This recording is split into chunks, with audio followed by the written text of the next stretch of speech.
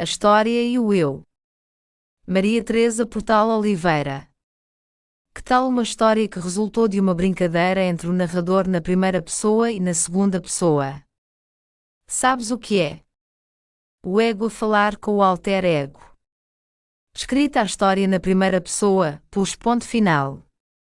Cansada, devia ter ficado com a noção de dever cumprido, mas não fiquei. Com a esferográfica a dançar na ponta dos dedos, olhava sem ver a folha branca. Estás satisfeita com o final? Achas que vai agradar ao leitor? E a maneira como a construíste foi a mais apropriada para o público infantil? Estas e outras questões foram-me sussurradas por uma voz interior. Voltei a reler a história. Falava de um pato enciumado. Fazia a vida negra aos irmãos por ser egoísta e não abdicar da atenção da mãe. Eram 6 na ninhada e aquele era a ovelha negra da família. O arco da narrativa estava como o tinha traçado.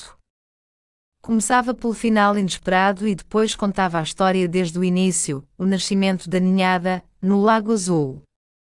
Cedo o batizaram com o nome de Pato Negro. Por que é que lhe puseste o nome de Negro? Podias tê-lo envolvido numa hora de meiguice e de bom comportamento.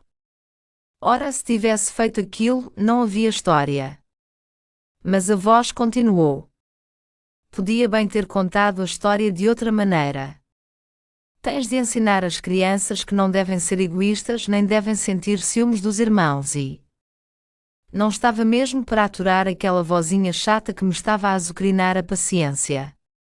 Só faltava que tivesse de mudar aquilo tudo, que fosse plantar batatas. Esqueces que estou a seguir os teus pensamentos. Podes não gostar do que digo, mas se me estás a ouvir, tu lá sabes o motivo. Sabia mesmo.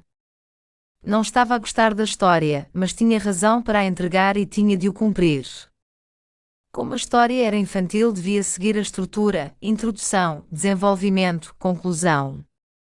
Localizar a história no tempo e no espaço, cuidar da personagem. Resolvi refazer a história e, no fim, o pato passou a cinzento, graças à sua bela plumagem cinzenta. Tinha aprendido a lição de que os irmãos são para a vida e se pode contar sempre com eles. O mais fraquinho tinha-lhe salvado a vida. Desta vez, a vozinha estava calada. Havia unidade de ação e pude descansar. Claro que podes. Fizeste o que devias. Dever cumprido. Bocejei.